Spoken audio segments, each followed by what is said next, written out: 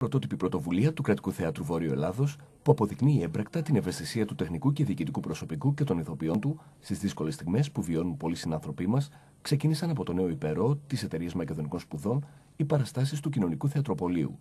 Στο εναρκτήριο έργο Chat Room, που σκηνοθετεί ο Γιώργος Ρούφας, οι θεατές κατέκλυσαν την αίθουσα, συμβάλλοντας αποφασιστικά στην προσπάθεια του οργανισμού. Εγκαινιάζουμε το Κοινωνικό Θεατροπολείο, μια κοινωνική δράση των ηθοποιών του Κρατικού Θεάτρου. Έχουμε ετοιμάσει 5 παραγωγές, 5 παραστάσεις σημαντικών συγγραφέων, του Ζενέ, του Άλμπι, του Πίντερ κλπ. Και το ωραίο είναι ότι οι θεατές έρχονται και αντί για χρήματα φέρνουν στο Ταμείο τρόφιμα διαρκείας. Αυτά τα τρόφιμα έχουμε συμβληθεί και θα πάνε σε ξενώνες και κέντρα περίθαλψης εγκαταλελειμμένων και ορφανών παιδιών και κακοποιημένων μητέρων.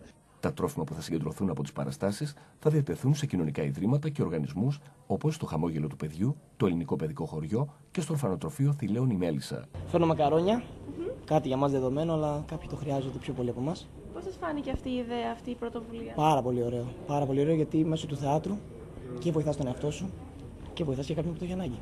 Χωρίς μεγάλο κόστος. Χωρίς καθόλου κόστος για μας. Εντάξει, οι άλλοι άνθρωποι δεν έχουν πραγματικά ούτε αυτό να φάνε. Και έτσι βλέπεις και μια παράσταση που βοηθάει εσένα και βοηθάς και κάποιους που το έχουν ανάγκη. Φανταστική ιδέα. Πάντα τέτοια να γίνονται.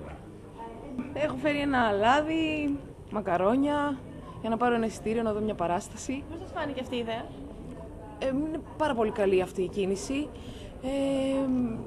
Φέρνει κοντά τον πολιτισμό με την κοινωνία. Κάνει το θέατρο να αφορά τον κόσμο. Και βοηθάς κάποιους ανθρώπους που έχουν ανάγκη και ταυτόχρονα βλέπεις και μια παράσταση με ένα πολύ χαμηλό αντίτιμο στην ουσία, ό,τι μπορεί ο καθένας δηλαδή. Οι παραστάσεις του Κοινωνικού Θεατροπολείου συνεχίζονται με εναλλασσόμενο ρεπερτόριο έως τις 5 Μαΐου, με παραστάσεις που φιλοξενούνται στο Μικρό Θέατρο της Μονής Λαζαριστών και του νέου υπερόου της Εταιρείας Μακεδονικών Σπουδών.